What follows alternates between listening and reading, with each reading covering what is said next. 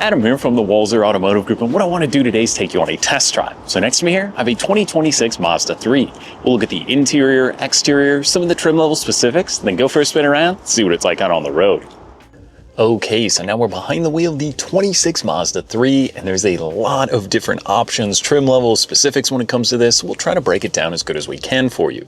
Now, the big difference between 25 and 26 is really only one trim level change. They went away from that carbon turbo trim, so there's going to be about 6 main trim levels now. You've got your base, select sport, the preferred, which we have here today, and then we're going to go to the carbon edition, the premium, and the turbo premium plus.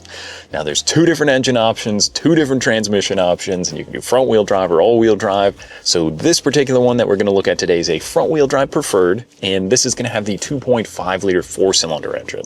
So before we get way too much into the weeds, let's put it in drive. We'll go for a spin around.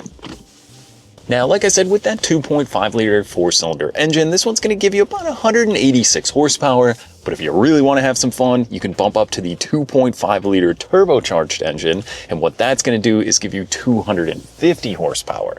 So depending on which one you're looking at, the trim levels can change, or there's also an option for a manual transmission, but that one's a little bit more tricky to get. It has to be the front wheel drive in a selected trim. So if you're looking for a manual, yes, it's still available, but Mazda kind of holds it to a certain trim. Now, this is a 6-speed automatic transmission in here, and it's actually really comfortable and smooth out on the road. Now, what's great about these Mazda 3s is that over time they've grown a little bit from the original Mazda 3, but it's still a really easy vehicle to live with day to day.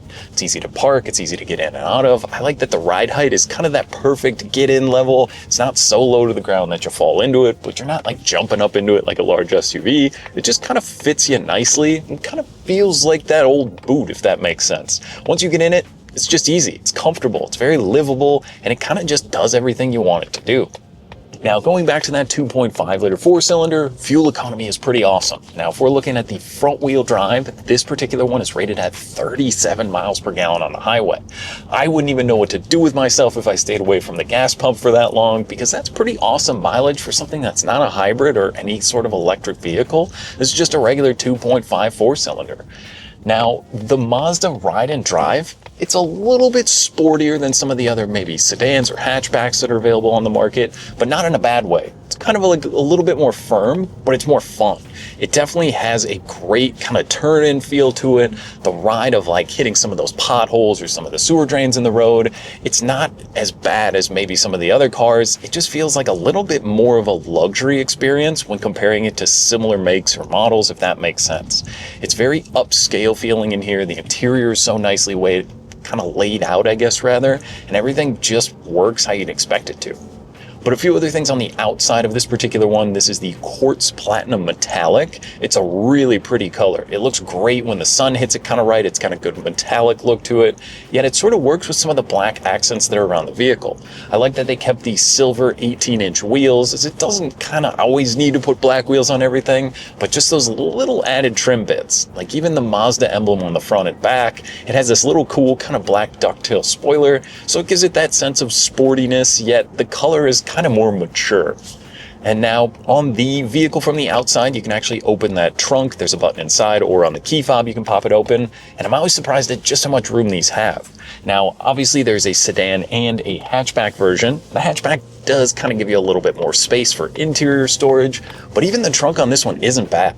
I threw my camera gear back there, and I kind of left the floor mat so you could see, because it's kind of hard to get a feel for it. But even with the amount of room that you get out of the sedan, you can easily do a Costco run, fill this thing up, and if you did a little bit overboard, you can actually fold the second row down.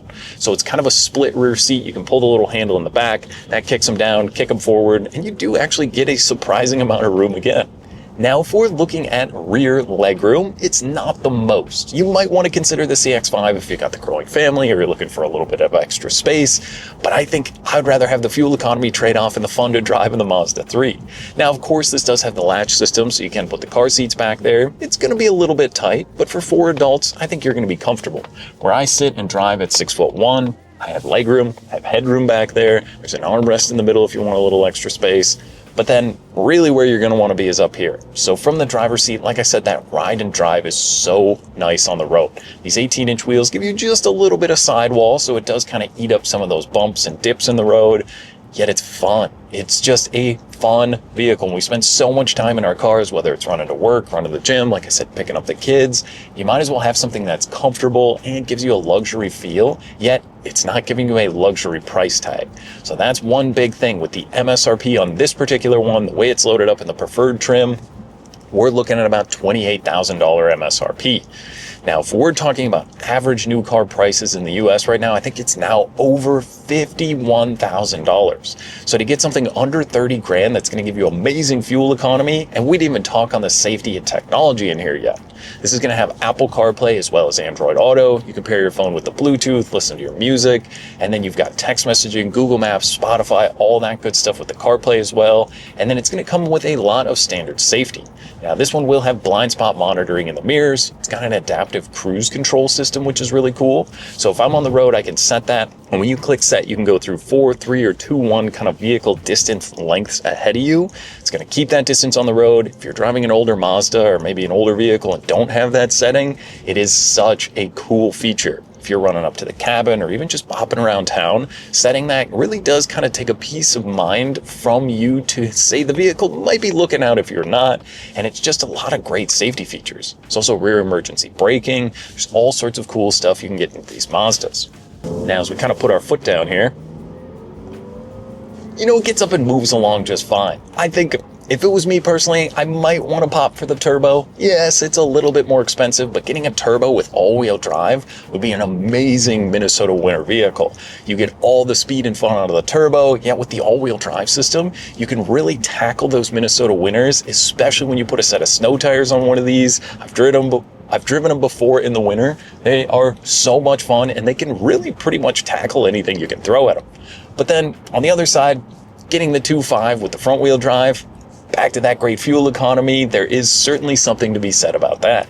And I think 95% of the time, usually when it snows, they get the roads plowed pretty quickly. And like I said, with a set of snow tires on these, you're easily going to be able to tackle those winters, or most of the time the roads are going to be pretty clean and dry, and you're getting the excellent fuel economy. From my seat, this is going to be a power seat with lumbar, and the driver and the passenger seat are also going to be heated. So you've got 3 level heated seats here. It is freezing. It's about 35 degrees this morning, as you can't tell on the full jacket. When I got to the vehicle, I had the heated seats going. It's so nice. If, again, you're driving an older vehicle or something without it, it is such a hard thing to give up. And as you work your way up through the lineup, you can even do heated steering wheels in some of these Mazda vehicles, and that is definitely one of my favorite features ever. But from behind the wheel, like I keep saying, this car is so livable. It's so easy to use. You can throw anyone the keys. There's a push button start in here. You've got keyless entry on the outside, so you don't have to take your gloves off. You can leave the key in your pocket or your purse, hop in, click the button, and you're off and running. Then with the infotainment screen, it can be a touch screen, or there's also a controller down here.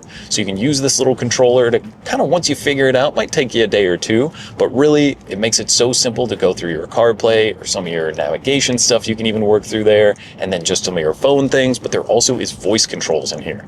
So you can click and hold on the steering wheel. If you're an Apple user, you can use Siri, or just use that to set up voice commands. It's kind of a cool thing, and one of those added little safety features as well. Now, from the gauge cluster, I love how simple Mazda left it. It's not an overcomplicated thing. There's literally one button on the steering wheel to go through info. You can see your average MPG, and then just some of those safety things. So you can pull it up to see the adaptive cruise control.